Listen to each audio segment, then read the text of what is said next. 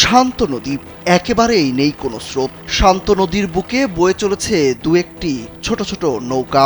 নদীর এই নিস্তব্ধতা যেন পুরো প্রকৃতিকেই সুন্দর ও শান্ত করে রেখেছে। কিন্তু শান্ত এই নদীকেই রাক্ষস বানিয়ে ফেলেছে মানুষরূপী কিছু দানব। আর এসব দানবের কারণে একরের পর একর জমি গিলে খাচ্ছে এই নদীটি। বলছিলাম প্রাকৃতিক সৌন্দর্যে ঘেরা কালনী নদীর কথা। দিনে দুপুরে প্রকাশ্যে অবৈধভাবে ড্রেজার দিয়ে চলছে বালু উত্তোলন।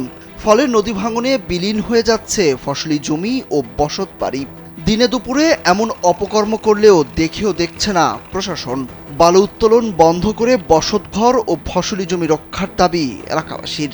কামন ব্রো, এসব অনেক কিছু আসবে আর যাবে, এক্সপার্ট কিন্তু থেকেই যাবে। বাড়ি ভাঙ্গা গেছে, রাস্তা ভাঙ্গা গেছে গা, 3বার বানছে, 3বার ভাঙ্গা গেছে গা। আর ঘর আছে 2-3টা ভাঙ্গা গেছে। জমিন বাড়ি ঘর সম্পূর্ণ ভাঙ্গা যেতে। আমরা তো বাড়ি ঘর ভাঙ্গা গেলে আমরা ধরতে গেলে এখন বাসুরা। বাড়ি ঘর যদি ভাঙ্গা যায় আমরা কই যাব, কই থাকবো? আমরা চাই আমরা বাড়ি টিকে থাকতো, আমরা গাঙ্গর মাটি না কাটতো। কিশোরগঞ্জের অষ্টগ্রাম উপজেলার কালনী নদী থেকে ড্রেজার মেশিন দিয়ে অবৈধভাবে বালু তুলে নিচ্ছে একটি প্রভাবশালী চক্র। উপজেলার আদমপুর ইউনিয়নের দোয়েলপুর এলাকায় নদীতে বিলীন হয়ে গেছে 100 একরেরও বেশি ফসলি জমি ও বাড়িঘর। দীর্ঘ সময় ধরে নদী ভাঙনের সঙ্গে লড়ছে দোয়েলপুরের 43টি পরিবার। 2 শতাধিক মানুষের জীবনে নেমে এসেছে অনিশ্চয়তা। এরই মধ্যে 2টি পরিবার ভাঙনের শিকার হয়ে এলাকা ছেড়ে যেতে বাধ্য হয়েছেন।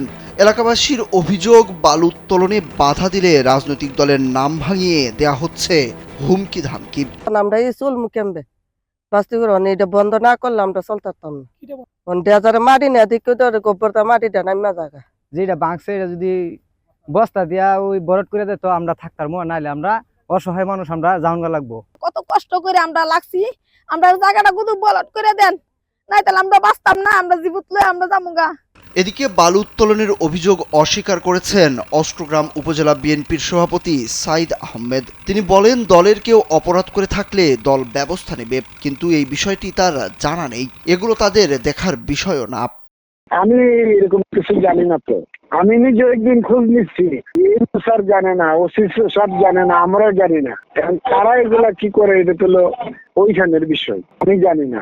যে যার কে কার কি আমার বিষয়, কেডা সালা, এগুলো তো আমার দেখার বিষয় না। এগুলা প্রশাসন আছে, প্রশাসন। এদিকে উপজেলা নির্বাহী কর্মকর্তা বরাবর লিখিত অভিযোগ দিলেও বন্ধ হচ্ছে না এই বালু উত্তোলন। দিনের পর দিন প্রশাসনের চোখের সামনে নদীগর্ভে বিলীন হচ্ছে কৃষিজমি ও বসত ভিটা। বিষয়টি নিয়ে জানতে চাইলে উপজেলা নির্বাহী কর্মকর্তা দিলশাদ জাহান দিলেন বরাবরের মতোই ব্যবস্থা গ্রহণের আশ্বাস। আইন অনুযায়ী যে আইন আছে সেটাতে ব্যবস্থা নিব, বালু মল এবং মাটি ব্যবস্থাপনা আইন অনুযায়ী ব্যবস্থা নিচ্ছি। নদী পার ভেঙে ইতিমধ্যেই 100 একরেরও বেশি ফসলি জমি চলে গেছে নদীগর্ভে। এতে দিশেহারা হয়ে পড়েছে নদী পারের মানুষজন। তাদের দাবি, কালনী নদী রক্ষায় অবৈধ ড্রেজার মেশিন জব্দ সহ দোষীদের বিরুদ্ধে দ্রুত কঠোর ব্যবস্থা নেওয়া হোক। সুরুজ আহমেদ, কালবেলা।